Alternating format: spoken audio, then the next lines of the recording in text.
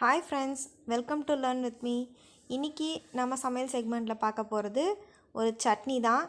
இட்லி தோசைக்கு எப்போ பார்த்தாலும் வெங்காய சட்னி, தேங்காய் சட்னி இந்த மாதிரி இது பண்ணுறதை விட இன்றைக்கி நம்ம பார்க்க போகிறது வந்து நூக்கல் வச்சு எப்படி சட்னி அரைக்கிறது அப்படின்னு சொல்லிட்டு தான் பார்க்க போகிறோம்.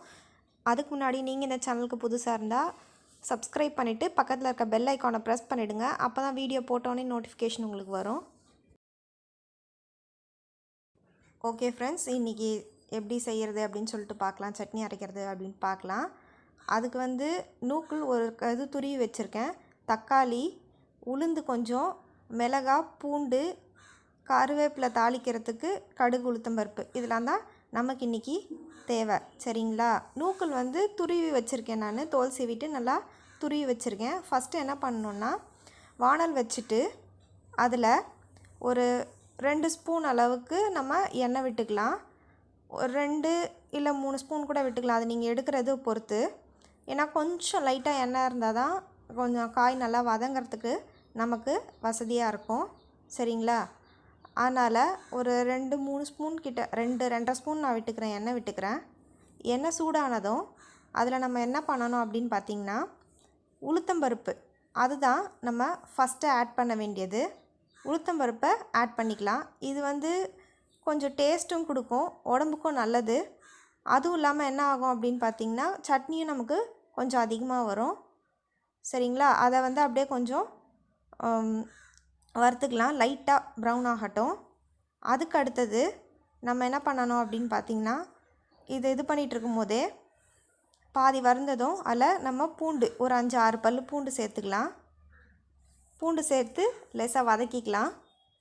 அடுத்தது நம்ம காஞ்ச மிளகா எடுத்து போட்டுக்கலாம். இது வந்து நான் ஒரு 5 மிளகா சேர்த்துருப்பேன். ஏன் அப்படின்னு பார்த்தீங்கன்னா, நான் வச்சுருக்க மிளகாவில் அந்த பெருசாக இருக்க மிளகா காரம் இருக்காது. அதனால் ஒரு 5 மிளகா சேர்த்துருப்பேன் நான். உங்களுக்கு எப்படி காரம் தேவையோ அதுக்கேற்ற மாதிரி நீங்கள் சேர்த்துக்கோங்க. இதை சேர்த்து நல்லா கொஞ்சம் வறுத்துக்கலாம். அந்த பூண்டு ப்ரௌன் ஆகணும், அந்த பருப்பும் அதே மாதிரி கொஞ்சம் கோல்டன் ப்ரௌன் கலரில் ஆகணும். இந்த இது வறுந்ததுக்கு அப்புறமா நம்ம துருவி வச்சுருக்கிற நூக்கில் அதில் போட்டுடலாம். போட்டு மீடியம் ஃப்ளேமில் வச்சு நல்லா அதை வதக்கணும். சரிங்களா? இது வந்து வேகமாக பண்ணோன்னா ஒரு மாதிரி நமக்கு சட்னி நல்லா திரியாக நல்லா வதங்கணும். அதில் இருக்க அந்த தண்ணியெல்லாம் வந்து நமக்கு வெளியில் வந்து நல்லா வதங்கினா மட்டும்தான் சட்னி டேஸ்ட் இருக்கும். இல்லைனா வந்து கோல்டாகும். அதுக்கு உப்பு போட்டுக்கிறேன். உப்பு எதுக்குன்னா சீக்கிரமாக வதங்கும், அதுக்காக தான் உப்பு சேர்த்துக்கிறேன். சட்னிக்கு தேவையான உப்பு இப்பயே சேர்த்து நல்லா வதக்கிக்கிறேன். பாருங்கள் ஃப்ரெண்ட்ஸ், இந்த மாதிரி வதங்குது. இன்னும் கொஞ்சம் நல்லா வதங்கட்டும்.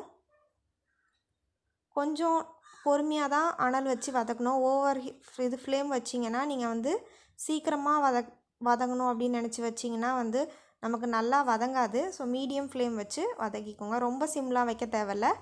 மீடியம் ஃப்ளேம் இல்லை மீடியம் ஹை ஃப்ளேம் வச்சுக்கலாம். ஓகேங்களா? இதே மாதிரி நல்லா வதக்கிட்டு பண்ணணும். இதுக்கு பதிலாக நம்ம முள்ளங்கி யூஸ் பண்ணலாம். ஓகே, இப்போ வதங்கிருச்சு. தக்காளி ஆட் பண்ணிக்கிறேன். தக்காளி புளிப்புக்கு தகுந்த மாதிரி ஆட் பண்ணிக்கோங்க. நான் வந்து ஒரு பெரிய தக்காளி ஆட் பண்ணியிருக்கேன். கொஞ்சம் பெரிய தக்காளியாக இருந்தனால ஒரு தக்காளி ஆட் பண்ணி இதை நல்லா வதக்கிக்கலாம். தக்காளியும் நல்லா நமக்கு வதங்கணும். சரிங்க, நல்லா அப்படியே மேஷ் ஆகணும். ஓரளவுக்கு நல்லா வதங்கினா தான் நமக்கு வந்து சட்னி நல்லா இருக்கும். அதனால் வந்து கொஞ்சம் நல்லா வதக்கிக்கிறேன். அது நல்லா தக்காளி வந்து இதுவாகிற அளவுக்கு வதக்கிக்கிறேன். இதுக்கு முள்ளங்கி சேர்த்துக்கலான்னு சொன்னேன் இல்லையா? அதே மாதிரி கோஸ் போடலாம். முடிஞ்சால் இதெல்லாம் அடுத்தடுத்த வீடியோஸில் இது பண்ணுறேன். இந்த இது வந்து இப்போ நல்லா ஓரளவுக்கு வதங்கிருச்சு. நம்ம வந்து இப்போ அடுப்பை ஆஃப் பண்ணிவிட்டு ஆற வச்சுக்கலாம். ஆற வச்சுட்டு ஜாரில் போட்டு நம்ம அரைச்சிக்கலாம். பாருங்கள் ஃப்ரெண்ட்ஸ், இதை நான் ஜாரில் போட்டு வச்சுருக்கேன். ஆறிடுச்சு. இதை இப்போ நம்ம தண்ணி சேர்த்து அரைச்சிக்கலாம். பாருங்கள் ஃப்ரெண்ட்ஸ், சட்னி நம்ம நூக்கல் சட்னி ரெடி ஆகிடுச்சு. ரொம்ப டேஸ்டியான ஹெல்த்தியான நூக்கல் சட்னி ரெடி ஆகிடுச்சு. காய் சாப்பிட மாட்டேன்றவங்க கூட இப்படி கொடுத்தா சாப்பிட்டுடுவாங்க. இதை ட்ரை பண்ணி பார்த்துட்டு எப்படி இருந்ததுன்னு சொல்லுங்கள். இந்த வீடியோ உங்களுக்கு பிடிச்சிருந்தா லைக் பண்ணுங்கள், உங்கள் ஃப்ரெண்ட்ஸ்க்கு ஷேர் பண்ணுங்கள், உங்கள் கமெண்ட்ஸ் கொடுங்க. தேங்க்யூ.